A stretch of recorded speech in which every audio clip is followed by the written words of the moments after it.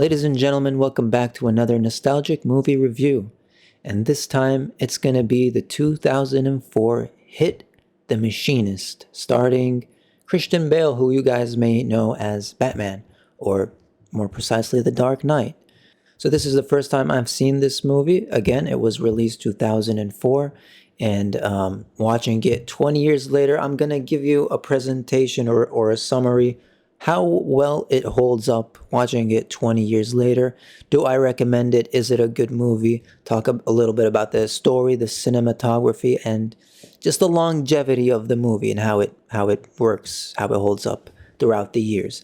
So this is the third one that I've done so far. I'll continue to do more as it is a little minor hobby that I have going on, watching little nostalgic movies or older movies and see how they hold up. So if you do enjoy content like this, definitely leave a like, subscribe to the channel just to support it and make it grow, of course. And let's get into it. So, The Machinist, starring Christian Bale. What is this movie about? Well, the first thing that happens in the movie, and again, I'm not going to spoil the movie, I'm just going to give you a little plot summary. It starts with our main character, who goes by the name Trevor Resnick. We see him do something heinous, perhaps killing someone or a murder. He has a body, and he takes it down to the shore side to, get rid of the body. But that's all we see in the first scene of the movie, and we don't know what's going on. But basically, what is happening is that it is haunting him. He feels guilty about the heinous thing that he had done, and it is just haunting him to the point that he can no longer sleep. He has chronic insomnia. In one scene, he says that he hasn't slept in over 1 year. That is absolutely insane. I don't think it is even possible. Me personally, I say, let's say in the weekends, I want to stay up and play video games in the weekends because I don't got anything going on the next day or the next morning. I sleep at 10 o'clock no matter what. The clock hits 10 o'clock, my eyes are like this. So I go to sleep no matter what. You can give me energy drinks, you can give me coffee, Arabic coffee, Cuban coffee, or whatever, whichever coffee has the most caffeine in it, and I would still fall asleep because sleepy time is sleepy time. Honestly, nothing can stop me from sleeping. I mean, I could have a job interview the next day. I could be playing in the World Cup final and penalties are on me. I would still sleep. It doesn't matter. I'm going to sleep. So because he has this, severe case of insomnia, the fact that he can't sleep, what happens when you can't sleep? You start to hallucinate, and that is exactly what is happening with him. He cannot tell what is real, what is fake, what is reality, what is his imagination, and everything just starts compiling, and it starts getting confusing for him. He has love interests that perhaps are related to the guilty thing that he had done, and it's just a horrendous thing to deal with and a very traumatic, anxiety-inducing cycle. Even watching this movie is a bit like a little uncomfortable. Just thinking about someone who cannot sleep and having it affect him throughout the whole year. I mean, like I mentioned it, if I don't go to sleep, I don't know what would happen the next day. That has never happened before because it's just impossible. And so because of this, he's trying to find out why he can't sleep. What is causing him to not go to sleep, and then try to tackle that so he can finally sleep, whether it's facing the reality of the bad thing that he had done, figuring out why he did it. Again, he's hallucinating to the point where I don't think he remembers exactly what happened. So stories like this, I think they are timeless, which is a very good quality to have in this movie. Gives it a lot of longevity. Again, we're watching it 20 years later, and I think it holds up extremely well. Now, of course, other things that can help it with longevity is none other than cinematography and music. You can see immediately that it has a muted color palette with bleak visuals, which maybe gives it like a chilling atmosphere that can help with Trevor's deteriorating mental state. Honestly, it captures that very well.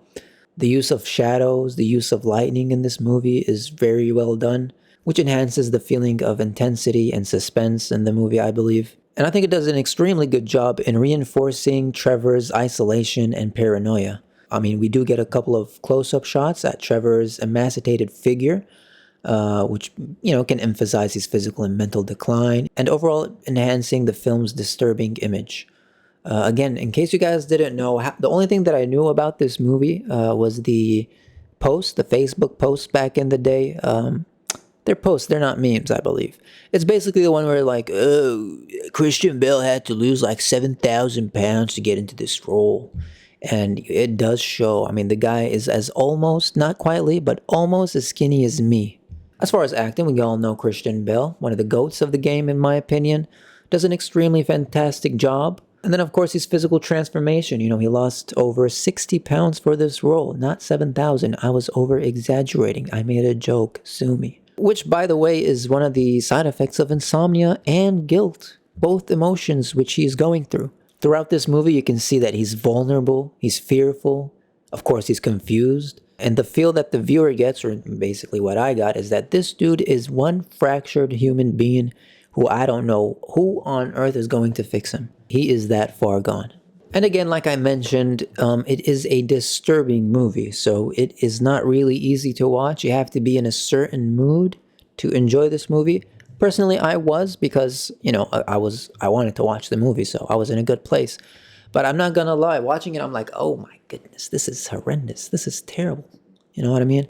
And, the actors capture it very well. But overall, for me, I will say the MVP is definitely the cinematography. For me, anything with pale colors attracts me. So that was a positive, I would say, for that movie. Now, what is this movie about? What kind of symbolism is going on with this movie? Well, this is where it gets tricky because I don't really know. It's one of the positives of the movie as well. I would think everybody, every human being, every viewer can have their own opinion on the movie, what it means, what's right, what's wrong, what's real, what's not. It's very hard to tell. I mean, for example, he's broken. He works with machines. The machines are broken. So are the broken machines a form of symbolism for his broken personality? I don't know. I just thought about that right now. And I think at work he does have an imaginary friend that goes by the name Ivan, if I'm not mistaken. Very mysterious, weird-looking fella, I would say. We learned that he is a fragment from his imagination. But what does he represent? I don't really know. Maybe it represents his guilt? That's where you come in the comment section for those movie enthusiasts who are familiar with this movie. Why don't you give me your opinion and your thoughts? Perhaps I'm wrong and you're right. I like that. We did that in Pulp Fiction. You guys helped out, clear a little bit of misconceptions that I had. So appreciate that. I like reading those. If you have any thoughts on this movie, definitely hit the comments below and just let me know. So I've actually learned this on the go. A lot of people focus on the pacing of the movie. Apparently it's a negative or a positive. Apparently the speed of the movie matters. I really never thought about that. The only time I've ever thought about that was when I'm watching like Better Call Saul or Breaking Bad. Like, that those are slow, but they're just so well done that it doesn't really matter. Well, for this movie, it is a bit slow, but I didn't notice. Perhaps it symbolizes Trevor's lethargy or fatigue. Hey, yo, look at me connecting the dots. Let's go. But overall, I don't have any complaints about the pacing.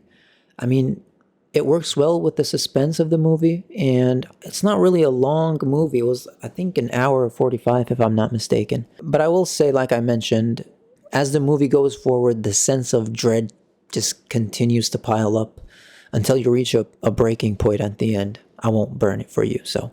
But yeah, I think I could only imagine people who do go through paranoia or that kind of thing, like that kind of guilt or fear. I mean, I think they can relate extremely well with this movie because it is really well represented. And it definitely enhances the psychological impact of the narrative. So of course, at the end of the movie, we find out the reason of the paranoia and the guilt, the insomnia that Trevor is going through. And it is definitely something that would cause insomnia. The way that everything connected at the end, I think, was extremely well done. Especially the characters and the way Trevor imagined them in his head. I mean, you can tell that this guy is on a trip of guilt.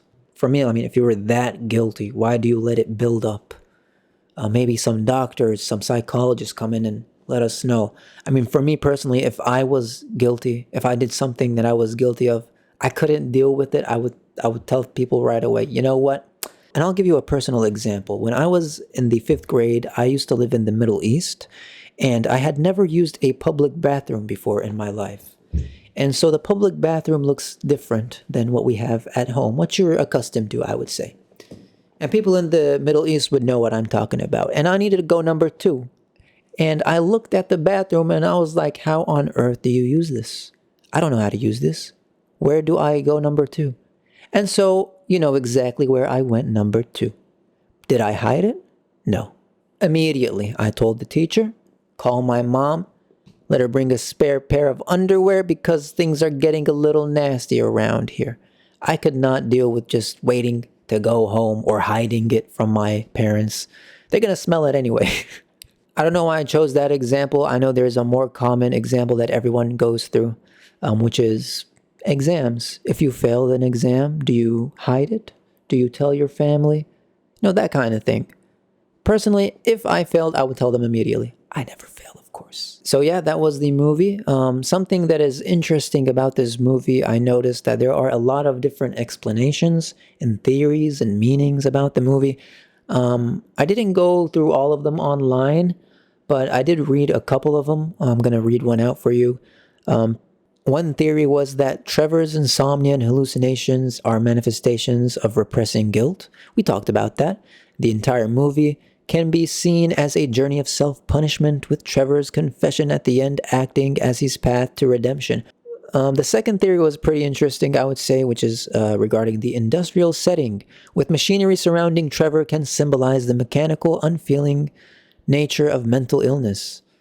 Just as machines can break down, so can the human mind, with Trevor representing a malfunctional machine due to his untreated trauma.